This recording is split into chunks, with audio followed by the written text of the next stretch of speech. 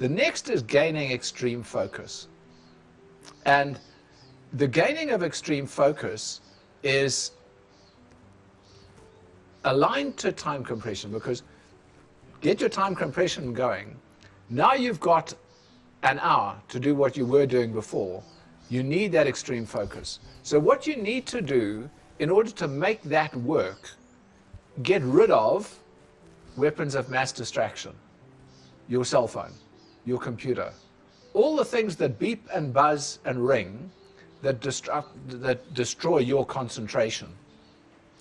Important to understand that if you sit down to a task, get involved in a task, have a WhatsApp ping, read it, and now go back to your task, it can be 5, 6, 7 minutes before you are back in your concentration level to be able to get going again to the same level of productivity.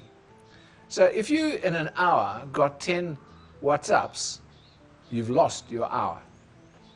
So you need that extreme focus. You need to get rid of the distractions.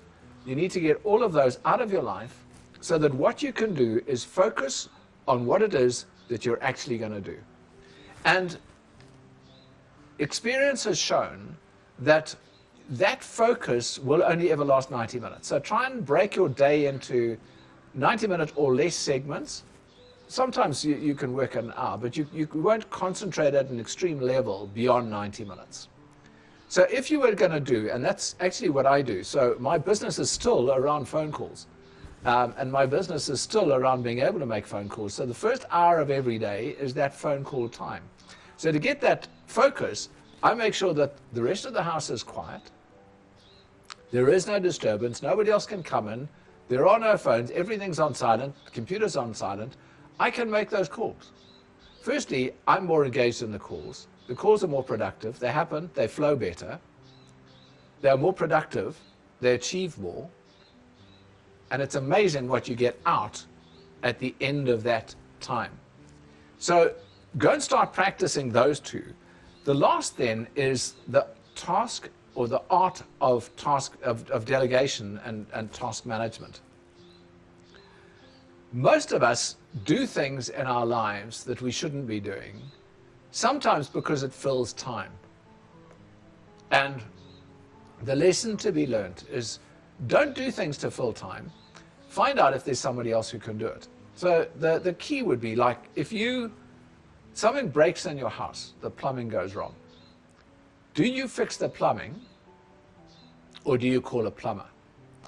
So in looking at what is your time worth and going back to that time worth equation, if your time is worth $1 a minute, that's $60 an hour that your time is worth.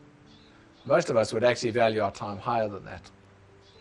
As a consultant, I think my time is worth like $300 an hour, $400 an hour. But let's stick with the $60 an hour. So that $60 an hour, how much would it cost to call in a plumber? And the answer is probably $25. So why are you spending $60 an hour doing it when for $25 you could get somebody else in and free that time up for you to do more? Look at your life and start that delegation process, working out where could you get rid of all of that. Right, so once you've got all of those in place, you've started all of this, what now? And the answer is learn to plan your life better, because suddenly you're going to have a whole lot of free time that if you're not planning it correctly, you're going to waste.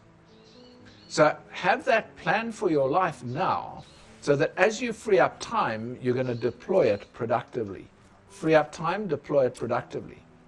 What that does is that suddenly exponentially accelerates the amount that you can do, the focus that you give it, the success that you get from it, and how much you achieve. Hope you have some fun with that. Go away and start documenting it, and just work out how you're going to use it. Don't try and put all of them together at once. You won't succeed. But just start building all of those principles into what you do and into your work. You'll have a lot of fun with it. Thanks again for your time.